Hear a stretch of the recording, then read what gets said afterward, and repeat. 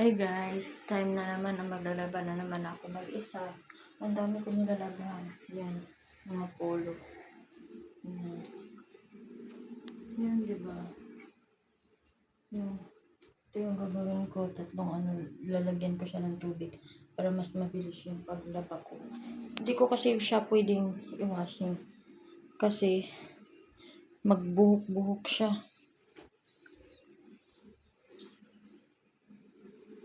Magbuhok-buhok kasi siya, kaya